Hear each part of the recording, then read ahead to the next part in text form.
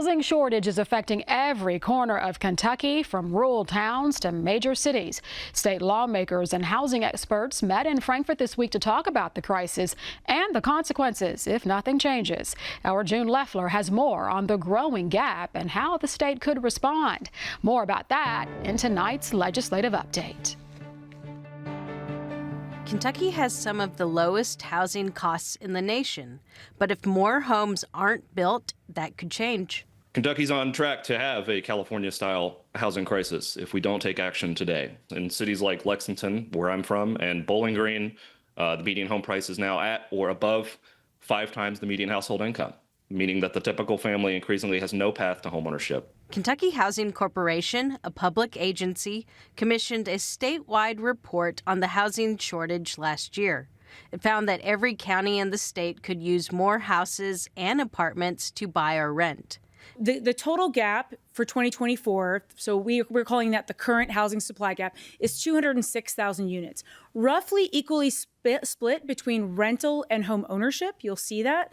What's different is that for rentals, there's a greater need for our moderate and low income households to have rental options that are affordable. For home ownership, it is almost evenly spread across all the income bands. So there is a lot of need for income options, for income aligned options for home ownership, and our middle and lower income renters really need some affordable rental options. State and national housing experts say now is the time to act. Other states have done so, and Kentucky could take some of those ideas.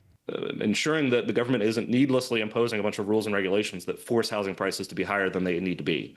You know, there are rules related to health and safety that might increase costs, but that's just necessary. But to the extent that we're increasing housing costs without any basis in health and safety, those are areas where we can improve. And then probably most impressively is the just barrage of states that have created funds, often revolving loan funds or partial grant, partial loan funds, to incentivize housing development across their states. And these are rural states, red states, plenty of blue states are also doing it too, but many states are committing significant amounts of funding to goose their housing supply. Kentucky's Housing Task Force is kicking off its second year of meetings with the hopes of presenting legislation to next year's full General Assembly.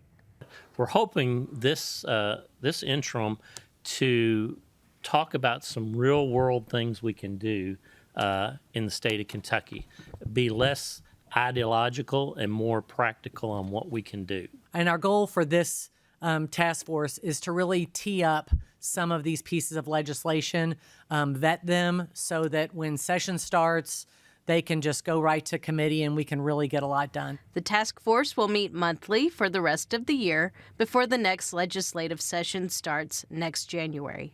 For Kentucky Edition, I'm June Leffler. Thank you, June. The Kentucky Housing Corporation will hold its Affordable Housing Conference next month.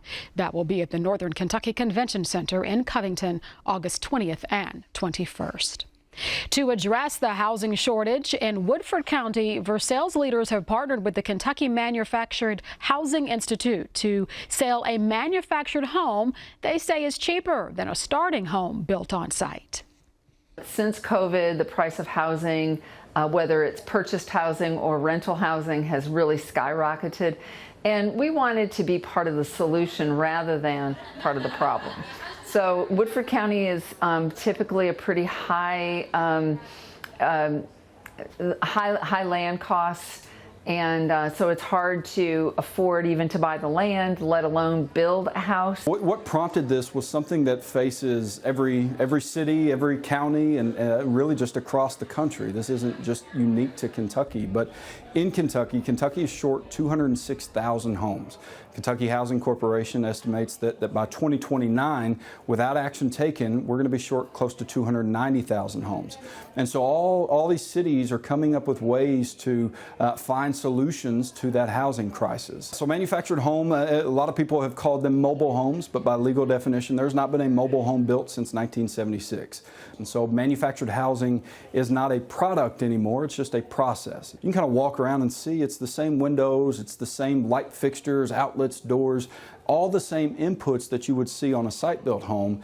The difference is it's built in a facility. And so in this assembly line setting, which creates efficiency, it creates labor advantages. And so rather than it taking months and months or even up to a year for a site built, you don't face the weather delays. You're able to increase your scale and your volume and your quality assurances. And so, this house, from the time that it was a pile of lumber in the factory to the time that they were actually putting furniture in it on display at the Kentucky League of Cities conference this past year, it took 4 days. And so there's distinct advantages that it just require people getting past the outdated stigma. So the home is only available to people who are in the 80 to 120% of AMI for Woodford County, which is about $85,000 a year to about $120,000 a year-ish.